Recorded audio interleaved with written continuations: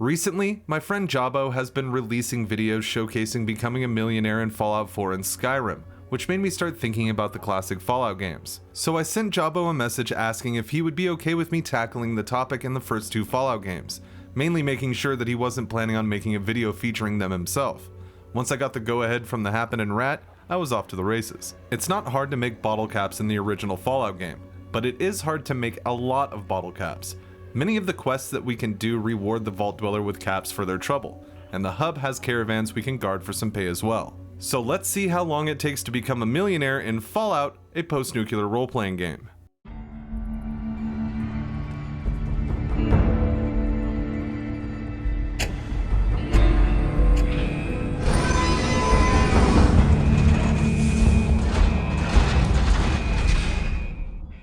We start our journey by creating a character. I'm going with the standard sniper build, but I am choosing to tag gambling this run. Typically, I would ignore this stat altogether.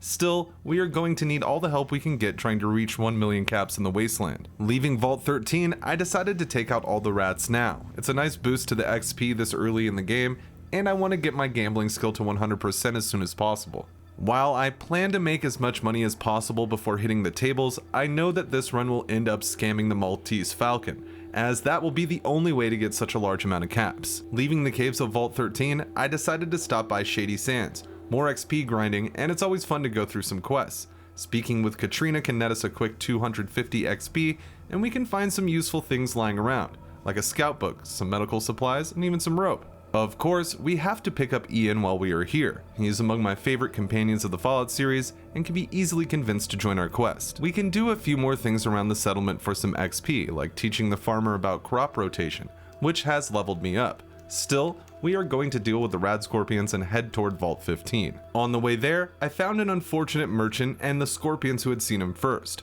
After dealing with the bugs, I was able to find 92 caps on his corpse, marking our first time finding caps in this run and bringing our total to 92. Now we're heading into Vault 15. Going to Vault 15 was more about getting XP than it was about making money.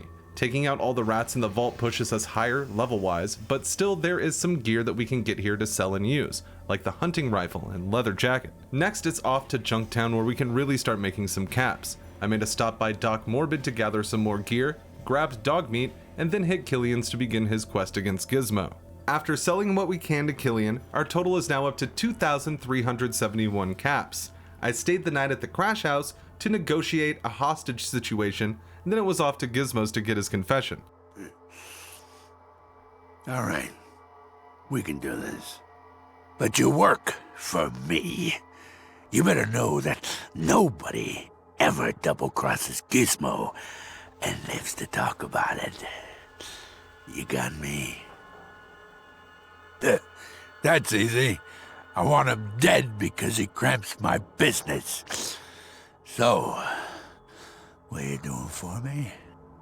Recording in hand, we return to Darkwater's store, talk to his head guard, and take out Gizmo once and for all. Due to Fallout's time limit, I wanted to grab the water chip and clear Necropolis before continuing my quest for caps. Plus, we can earn some there along with a lot of XP. After taking out the mutants for Set, we get the parts to repair the water pump and then take the water chip to bring to Vault 13. Now that we are in the vault and we have saved the people from dehydration, our cap total is now 3,046, and that's from everything we've done so far. Now, it's off to the hub, where pretty much the rest of the caps of this run are. We can sell a lot of the gear that we've picked up, and doing the Decker missions net quite a bundle, not to mention scamming Lorenzo from his loans. And we can't forget to extort Iguana Bob, because we have that info that we got from Doc Morbid in Junktown. After selling a bunch of gear, we take out the gang that is the Brotherhood of Steel member held hostage, which will come in handy later when we want to hit the glow and get our power armor after the quest. The Fargo traders are looking into missing caravans. Our search will lead us to a Deathclaw that has a mutant pinned down in a cave. The Deathclaw being the prime suspect, we take it out and learn from a holotape on the mutant that it's his kind that's responsible for the caravan attacks. Speaking with Butch again, we get our reward and head to Crimson Caravans to give the caravan job a try.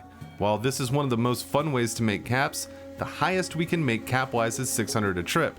So while we will do a couple of these runs, doing the math, each trip takes about 10 minutes to do, so we would make roughly 6,000 caps in an hour of doing this. While that sounds like a lot in the grand scheme of things, in order to make 1 million caps this way, it would take us roughly 167 actual hours to complete this mission. So we are going to have to hit Decker up for a boost, and our total now is 15,416. Decker will hire us to take out a merchant and his wife just outside of downtown. After this, the next mission takes us to the Children of the Cathedral base in the hub to take out Jane. After these quests, our total is 23,637 caps. Now comes the time of choice. We can do a few more things in the hub, such as turning in Decker and the Thieves Circle. Still, nothing is going to get us close to the million cap goal. Nothing except gambling at the Maltese Falcon. I took this time to do the Brotherhood quest, hitting the glow and getting my armor from the group. Not only is it nice to have power armor, but it opens up a few more selling options before we scam the tables. I blew up Mariposa and found the toppled Nuka-Cola truck during my selling adventure, which generously gave me nearly 9,000 caps due to my luck stat. This is a nice boost, but again, not even close to our goal.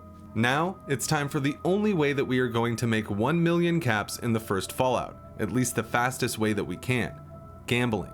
With our total now at 38,572 caps, we have a gambling skill of 119%, so let's hit the tables. The rest of the journey is summed up by holding down 1 and 4 on the keyboard. This is because Fallout uses hotkeys, and the numbers correspond to the choice you want to make during dialogue. We hit 1 to say okay and get to the bet screen, and 4 hoping that it bets the max during the chaos. So the real question is, how long does it take to become a millionaire from this point? Just holding down the keys. Had my gambling skill been higher, it would have taken less time, as I still lost a bunch during the roulette madness. After an hour and 30 minutes of holding down the keys, I had finally reached my goal of 1 million caps in Fallout. It was a long journey, but I am positive this is the only reasonable way to make this kind of money in the game. Doing quests and caravans is excellent, and I wanted to see how much I could get by selling gear, which you could farm for more caps as well. Still, while cheap, this was the only way I could see this run ending, and trying to grind the meager amount of caps Fallout offers you felt futile. The entire run, from start to finish, took around 5 hours. Had I just ran to the tables, it could have been done in far less time. But again, I wanted to see how much I could gather beforehand while raising my gambling stat. I had a lot of fun doing this run, and it has opened me up to wanting to try more like it. I plan on doing the same thing for Fallout 2 in the near future, and I might even branch out to some different games to give this same kind of run a try. So I would safely say you could become a millionaire in Fallout in about 2 hours if you are rushing it, but closer to 5 if you are taking your time before the tables. In contrast, it would take you close to 200 to do it with caravans, and probably half of that, maybe less, by grinding gear. Now, all that's left is to enjoy the fruits of my labor and rule the wasteland with my marvelous collection of bottle caps. I gotta testify, come up in the spot looking extra fly. For the day you die, you gon' touch the sky. You gon' touch the sky, baby girl, testify. Come up in the spot looking extra fly. For the day you die, you gon'